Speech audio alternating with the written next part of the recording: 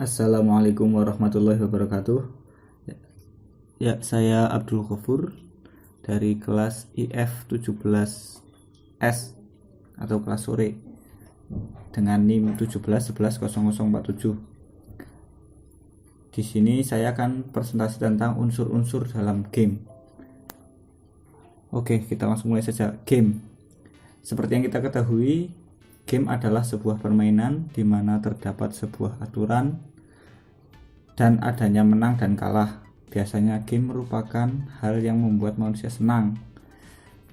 Sama dengan video game.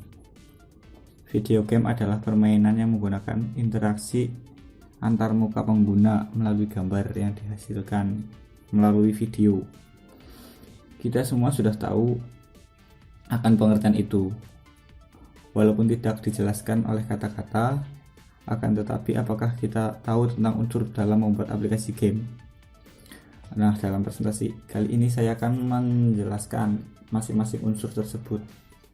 Ada 7 unsur. Yang pertama, storyline, gameplay, karakter, grafik, typewriter, programmer, dan koordinator.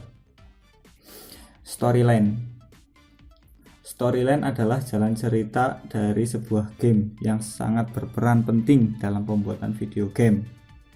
Storyline yang bagus menurut kebanyakan orang membuat game tersebut akan terkenal dan akan membuat gamer jadi ingin lebih tahu tentang cerita itu.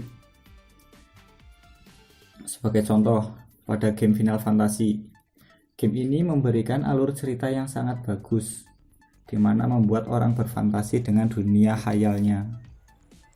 Salah satunya adalah Final Fantasy 7 yang sangat dikenal di seluruh dunia karena storyline-nya.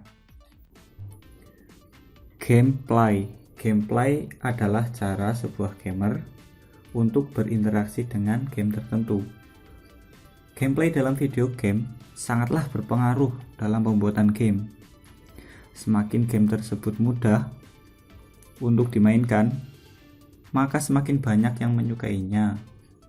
Walaupun kadangkala ada beberapa game yang dimana gameplaynya tidak mudah, akan tetapi karena penjelasan tutorial yang mudah dimengerti, maka game tersebut juga dapat banyak peminatnya.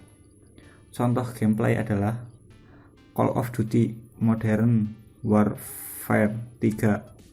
Infinity Ward pada Modern Warfare 3 akan menampilkan sebuah survival mode.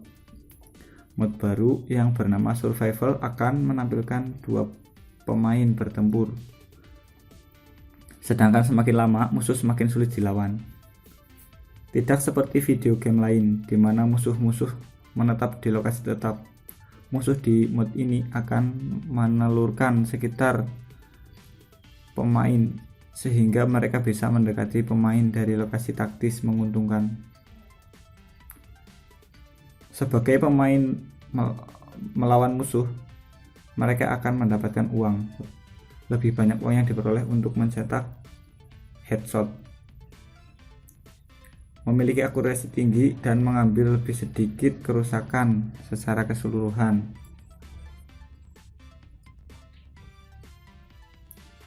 Karakter dalam video game merupakan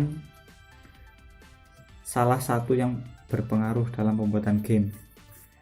Karena jika pembuatan karakter yang bagus dan imajinatif serta memiliki sifat yang pas dengan storyline-nya, maka game itu akan terasa lebih dan membuat gamer menyukai karakter tersebut. Dalam pembuatan karakter, yang paling penting adalah tokoh utamanya.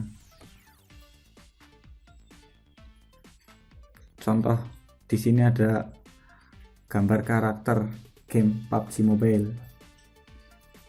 Lanjut, grafik.